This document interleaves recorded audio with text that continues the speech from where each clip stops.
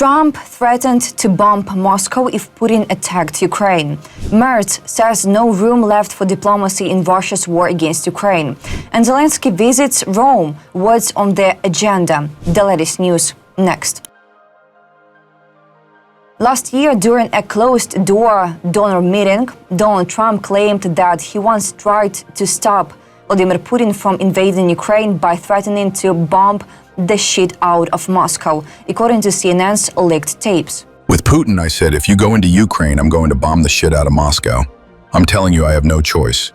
Trump said this at a 2024 fundraising event. According to the recording, Putin responded that he didn't believe Trump, but he believed me 10%, Trump added.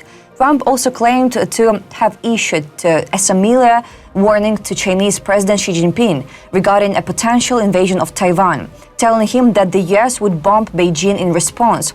He thought I was crazy, Trump said of Xi, but we never had a problem.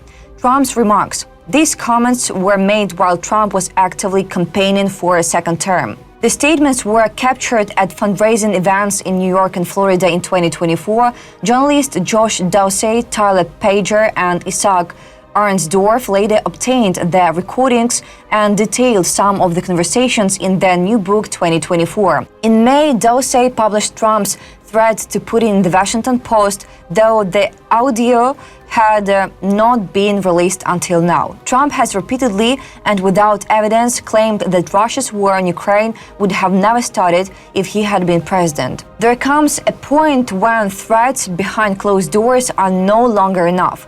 That moment is now. For too long, Moscow has waged its war on Ukraine with devastating brutality, destroying cities, murdering civilians, erasing futures, all while feeling untouchable in its own territory. That must end. Trump's claim that he warned Putin of bombing Moscow may sound bold, but in reality it's just another anecdote, noise without consequence. What Ukraine needs is not recycled bravado, but real, sustained action from the democratic world, because every hour of delay is paid for in Ukrainian blood. The war must stop being a distant calculation for those far from the front.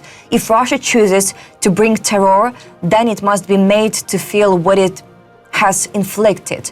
Not in speeches, not in books, but through strategic consequences that make aggression untenable economically, politically, and militarily. The war must come to Moscow, not in the form of escalation, but in the form of accountability. Ukraine cannot and must not carry this burden alone. US President Donald Trump is considering providing Ukraine with an additional Patriot surface-to-air missile system, according to the Wall Street Journal. According to two American officials, the White House chief made this promise following a recent commitment to strengthen Kyiv's defense against Russian attacks. At the same time, the administration has not yet disclosed which specific additional weapons are planned to be delivered to Ukraine in response to Putin's refusal to end the war, which has now lasted for 3 years.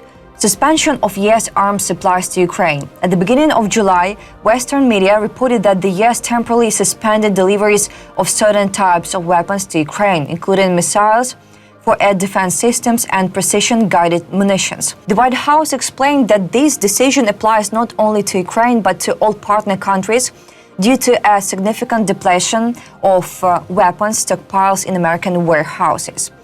According to The Guardian, the suspension of deliveries is linked to a shortage of missiles for Patriot air defense systems.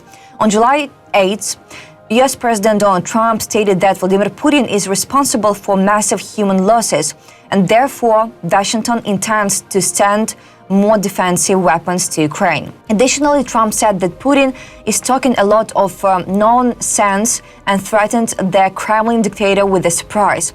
During a phone call with President Volodymyr Zelensky, Trump promised to provide 10 interceptors for the Patriot missile systems. Ukraine doesn't need vague promises, it needs Patriots now, not tomorrow, not after the next strategy meeting, not when stockpiles are replenished. Now, every day without those interceptors means more bodies under rubble, more hospitals in flames, more civilians buried under Russian missiles that could have been stopped.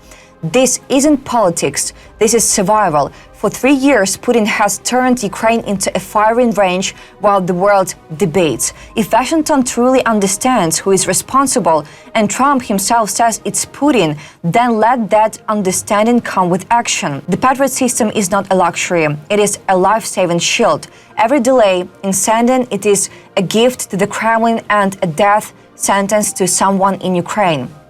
Stop the hesitation, load the trucks, fly the planes, give Ukraine the Patriots, or stop pretending you care. Merz says no room left for diplomacy in Russia's war against Ukraine.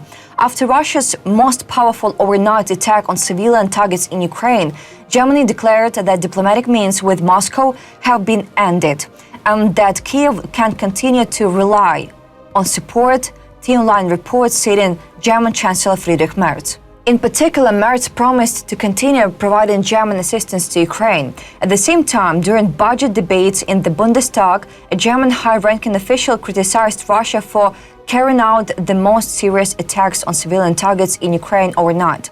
Diplomatic means have been exhausted, the Chancellor emphasized.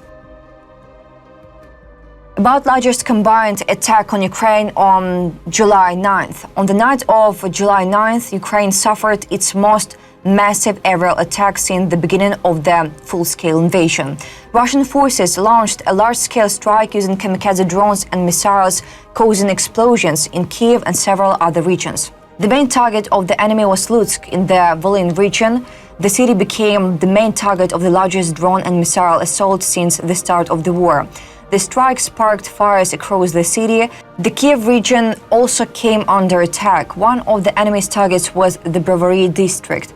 According to the Air Force of the Armed Forces of Ukraine, Russia used over 700 aerial strike assets in this attack, including 728 drones of various types, hundreds of which were kamikaze drones. Ukrainian President Volodymyr Zelensky emphasized that this was a talent attack. Ukrainian leader stressed that at a time when so many attempts have been made to achieve peace and ceasefire, Russia continues to reject them all.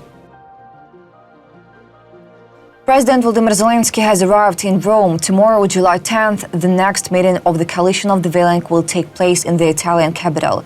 What to expect from the visit to Rome? Recently, the president held a phone conversation with the British Prime Minister Keir Starmer. According to Zelensky, they discussed expectations for the upcoming meeting of the Coalition of the Willing, which will be held in Rome. It is also worth noting that the Elysee Palace announced that during the meeting, the issue of sending deterrent forces to Ukraine will be raised. However, this is only possible after a ceasefire between Ukraine and Russia. Meanwhile, media outlets reported that during his visit to Rome, Zelensky will also meet with his Italian counterpart, Sergio Mattarella. According to journalists, the meeting is scheduled for 5 p.m. Kyiv time. But Coalition of the Willing. The Coalition of the Willing consists of countries considering the possibility of sending troops to Ukraine to deter Russia from another attack. However, given the active phase of the war, the deployment of European troops is not currently being discussed. As explained by the British Secretary of Defense, John Deave, the coalition's goal is to try to ensure safe skies, safe seas, security on the ground, and support for Ukrainian fighters. The previous meeting took place in May in Kyiv. At that time, a number of key European politicians arrived in the capital: German Chancellor Friedrich Merz, Keir Starmer, Polish Prime Minister Donald Tusk, and French President Emmanuel Macron. Tomorrow's Coalition of the Willing meeting cannot be just another polite gathering with statements and smiles. While leaders talk, Ukrainians bleed. While capitals debate the possibility of deterrence, Russia continues its very real invasion. The Elysee hints at sending forces after a ceasefire. But what ceasefire? Putin doesn't pose. He reloads. Europe must stop whispering about safe skies and start securing them. No more red lines drawn in air. Give Ukraine the tools to win. Air defense, troops if needed. Bold commitments, not conditional ones. If this coalition is truly willing, then let it act like it. That's all for today. Thanks for watching this video. Support Ukraine, like and subscribe.